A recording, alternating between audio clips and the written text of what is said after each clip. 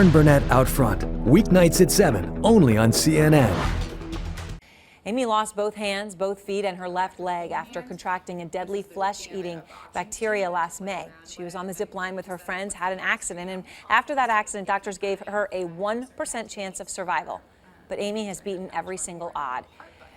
I spoke to her earlier this week, and after, well, talking about how great she looked, I asked her how she's doing.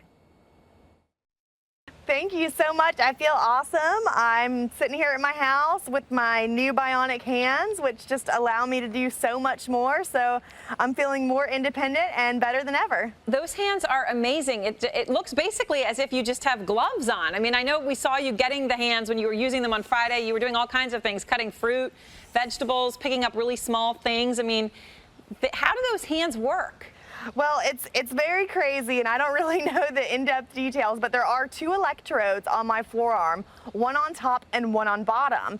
And what I'm basically doing is bending my wrist forward and bending my wrist back, or what I feel is my wrist. And this gives signals to the hand to open. So there I'm bending my wrist backward, and close, bending my wrist forward. And then there's also some different things I can do with the muscle signals to actually change the grip, to do a pinch mode or some different finger configurations. Some people might think when you get a prosthetic hand, it's going to look like a prosthetic. Like I said, it just looks like you have a gray glove on. I mean, they're perfect. Absolutely. Yeah, the technology today, especially with Touch Bionics iLim, I mean, it's the most realistic looking hand out there.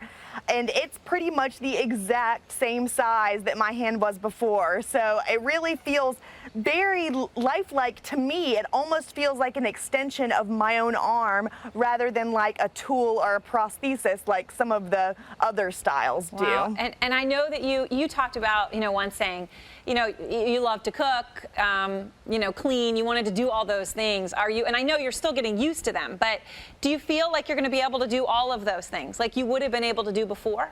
Absolutely. I feel like things are going to be so much easier now. I mean, I've sprayed the spray bottles, I've used the broom, so wow. I know it's just a matter of time before I can do everything else. The one thing that's kind of standing in my way at this point, of course, is that I'm still in the wheelchair and I'm still waiting for that left leg, but there's not a doubt in my mind that once I get that left leg, I'm going to be up and moving and being able to do everything just as I was before. And what about that leg? I know you've talked about, your frustration that you want to be out and about and out of that wheelchair. Do you think that that's going to happen, that you're going to be successful at getting that? And I know that the company that made your hands doesn't also make legs, but the leg that you want. The leg that I want is actually made by a company out of Germany called Ottobock, and it's the C-leg. And it is sort of frustrating for me right now because health insurance is taking a very long time. Now, they don't cover the leg because it's over my yearly allowance. However, I'm going through an appeal process, and if that does work out, at minimum, it takes about 90 days. So, even if it does happen, I'm going to have to wait a very long time, but I'm doing everything in my power right now to try to push that forward, to try to get moving as quickly as possible. And Amy, the thing that amazes me now talking to you, you just have joy and enthusiasm, and so many people wouldn't be able to. How are you dealing now with the roller coaster of emotions? Things are really calming down quite a bit. I think that every step that I make toward becoming more functional, such as the hands, is just a step away from some of the frustration from, say, not being able to do certain things. Like before, I couldn't button a button or zip up a zipper, but now that I can do those things, it's just a step in the right direction. So those frustrations become less and less frequent, and I'm just able to embrace so many more things that I love doing. And that's just been helping tremendously, and I'm just so thankful for all the support that I've gotten so that I've been able to accomplish so much this far. And how do you focus on that, on the things you love doing, on the good things? I mean, I know there's times, obviously, it's got to be hard to do that, but how do you do it? Well, I think it is focusing on the little things, and not getting swept away by the small stuff that seems to be huge at the time. So when something goes wrong, you just have to let it roll off your back and then really embrace those small victories every day to make it balance out. Because if you focus too much on the negatives and you don't focus on the positive things, then you're just going to get overwhelmed. So I think it's really important to stay in tune with the things that are going really well in your life and just be grateful for that, because although I've had quite a few drawbacks in my life, I still think my life is full of blessings.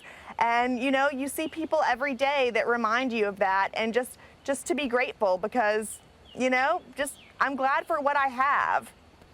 Well, I think so many people are grateful just to hear you, and thank you for sharing that and for sharing a little bit of yourself with us, Amy. It's wonderful to talk to you again. Absolutely. Thank you so much for having me and for giving me the opportunity to get these great hands, because without you, Erin, I would not have them. Oh, that is wonderful. And I cannot tell you how amazing we all felt that we were able to be just a little tiny, small part of it.